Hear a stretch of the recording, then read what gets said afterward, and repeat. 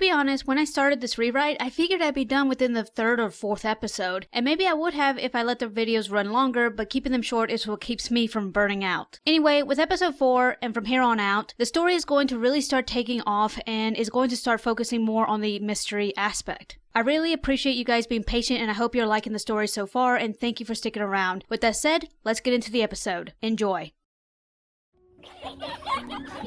Sam, Shaggy, Velma, and Scooby are playing a game of tag in the park. Shaggy's already out as Sam caught him while he was eating a snack. Scooby and Velma are still in the game. They split up and Velma runs behind some bushes only to fall into a sinkhole. Velma had yet to learn how to swim and starts to panic. Shaggy runs to get some help as Sam tries to reach for her. Scooby jumps in the water and pulls Velma into Sam's reach. Luckily, Shaggy shows up with the parents and they quickly pull Velma out of the water. Velma's parents take her home while the others report the sinkhole. A few days pass and the sinkhole is scheduled to be drained and filled. Velma and her mother start making dinner. Velma reads the recipe out loud, however, she's having an unusually hard time reading the steps.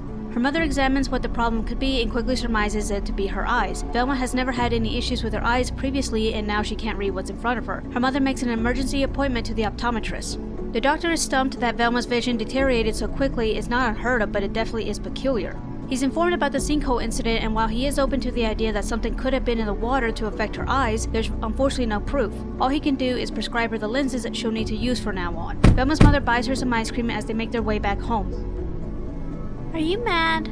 No, just a little confused. Is it my fault? Of course not, but maybe it's someone else's. Velma is told to wait in the car as her mother makes a stop at the park. Velma bursts into William's empty classroom with her test result file in hand and rambles incoherently. That's the only thing that makes sense. It has to be. Once it's an accident, twice it's a coincidence, third time it's a pattern. It's connected. They have to be connected. Velma, context. Context. The sinkhole, my eyes, my mom going missing is connected. There's no way in hell all this happened in such a short amount of time and it not mean something. Okay, I get what you're saying. When you lay it out like that, it is suspicious. More than suspicious, this is the key to figuring out what happened. It has to be. Velma, I know you want an answer, but sometimes the truth is tragedies happen for no good reason other than they just do. This seemed to fully calm Velma down as William looks over the file. He does agree with Velma's original assessment, however he sees a few abnormalities. There's 2 noticeable spikes that shouldn't be that high. It's not lethal, but it's definitely not normal for a 10-year-old. What really has him concerned is seeing a particular chemical that is often used in the making of pharmaceuticals. That's probably why they insisted you be brought back for more testing to figure out what specifically it was.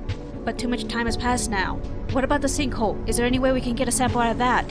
It was drained and filled years ago, and the dirt they used would compromise any samples. What about the water? Velma, you're grasping at straws. That was 10 years ago. None of that would be around now. Your best bet will be that file you requested. It'll have more information than this one does. I just can't sit here and wait for a call. Then how about you make a call? Have you talked to your father yet? Do we really have to talk about that now? Yes. I know you want to know what happened to your mother, but don't ignore the parent that's been there for you. What do I even say to him? That's not for me to say. I want to make something clear. I don't know shit about pharmaceuticals or anything else of that nature. So take everything I say as fiction, pure fiction. I'm sure if a professional team was writing this, they'd make it make more sense. But since it's just me, I am making it the up. With that address, let's talk about the flashback. Like I previously said, we are going to start diving into the mystery aspect of the story by looking back and figuring out what led to the disappearance. The sinkhole is the cataclysm that triggered the events, but it is not the center focus. The main takeaway from this flashback is that it reveals to us the origin of Velma's glasses. Mindy Kaling's Velma show did this as well, but it just fell flat. However, I did like the idea of an origin story for Velma's glasses and incorporated it into my rewrite, and that's really what helped shape the story. After the flashback, Velma is hysterical as she thinks she's finally found a connection that could lead to an answer. William does try to be supportive, but obviously doesn't want to give her false hope and instead encourages her to fix things with her father, but also point out something very important that even Sam alluded to, but didn't directly say, and that is, regardless of whatever type of relationship you're pursuing, don't sacrifice the people that's been a constant in your life.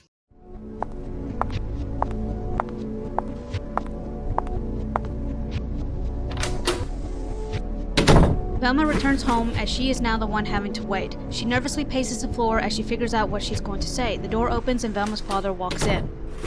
This is not how I wanted this visit to go. I know, but Dad, I'm tired of not knowing. So am I. We just have our own versions of closure. I found something in the box, and I need to see it through. I know you're worried about me, and I get it now, but please understand. Solving mysteries is what I do best.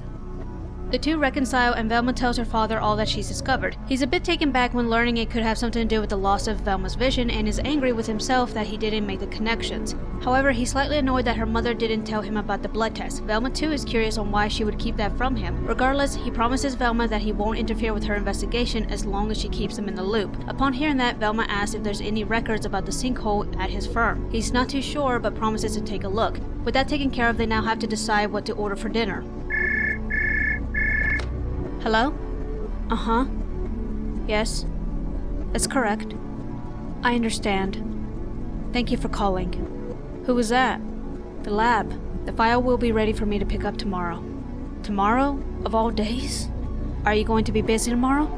I have a meeting with a client, and we're going to be going through a lot of paperwork. It's basically going to be an all-day thing, and I can't reschedule because he's leaving for a business trip in the next few days. I'm sure I can get Sam, or maybe even William, to take me, as long as someone goes with you. I don't want you to do this alone. Velma agrees. While her dad orders takeout, she calls Sam. Unfortunately, he's not too sure if he can go. He has an exam tomorrow and a meetup for his group project. He'll text her and keep her posted on his availability. She calls William next. He says that he'll be free after his classes and also informs Velma that he took care of that paperwork for her. With that settled, the Thai food arrives and for once father and daughter have a happy meal together. Velma's relationship with her father has been on the rocks since episode 2 and it's time for some reconciliation. Like I previously said, Velma has been unintentionally pushing her father away due to the desperate need for an answer. Last episode, it reached its breaking point when Velma tells her father what she's been up to. He does try to be supportive as it's clear Velma needs a different type of closure to really move past this compared to him. Velma packs all that she thinks she'll need as the plan is for William to pick her up after his classes are over and go pick up the file. They'll return to his place so they can look through it, all night if necessary, though William isn't aware of that part yet. Velma keeps herself busy as she anxiously waits for William. Hey, are you on your way? We need to leave soon or else we won't make it before they close.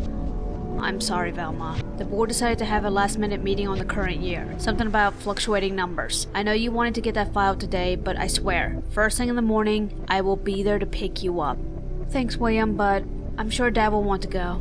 If you still want me to go with you tomorrow, I will. Just tell me what you need from me. Velma jokingly insists that she doesn't want him to lose his job, so he better get to that meeting. William tries to laugh at the joke, but knows she's disappointed. Velma falls into her bed as she goes numb. She tries not to think about it, but alone with nothing but her thoughts, it all starts to swell to the surface. Hey Shaggy, how are you? Well, I called because Scooby missed you, but is everything alright on your end? I'm tired, Shaggy. Well, if you're low on energy, a good hot meal always helps me. What do you suggest? Well, anything would do for me, but maybe you might like some soup. You know, that actually doesn't sound half bad. How is Scooby and the others? Well, Fred thinks he's cracked the case, but Daphne's poking holes in his theories, and Scooby, he says the snacks don't taste the same without you. The call did lift Velma's spirits and decides to make some soup. I never put much thought in how I view Velma and Shaggy's friendship, but honestly, I don't think there's much to think about. They're just friends. As a result, I want to keep it that way, but add a little extra layer to Shaggy. Normally, his character can be very oblivious, but I like the idea that while he's not the most observant person, he can be intuitive to other people's feelings, particularly those he's close to, aka Velma. Shaggy doesn't explicitly ask Velma what's wrong, but knows something's up. Unlike Daphne, who would have been more direct, Shaggy instead offers a suggestion that he hopes will make Velma feel better. While we don't get to see these characters interact, the phone calls showcase the different personalities within this group. With that said, it's getting pretty obvious that Velma investigating her mother's disappearance is taking a toll on her. What will this lead to? I don't entirely know, but let's find out together. Hey Sam, how's your group project coming along? It's getting there. You and William on your way to get that file? Actually, William had a last-minute board meeting, so I'm forced to wait until tomorrow. Are you okay? It's difficult waiting, but there's really no other option. Is there any way we could make it? That's sweet, Sam, but by the time it takes you to pick me up, we'll miss the closing time by 15 to 30 minutes, and that's not including traffic. What if I was to drive over there and pick up the file myself? You'll make it, but they won't give it to you unless I was to call them and tell them you were going to pick it up for me. So it's settled. Velma calls the lab and they'll allow the file to be picked up by Sam, but only through a password system. She texts Sam the password to give them when he gets there. Once again, Velma anxiously waits. that is the end of episode 4, and things are definitely starting to pick up. I hope you guys are enjoying the story so far. It's been fun for me. There's not much I can say that I haven't already talked about. Also, there's not much I can say without possibly giving something away. So thank you again for watching, and like and subscribe.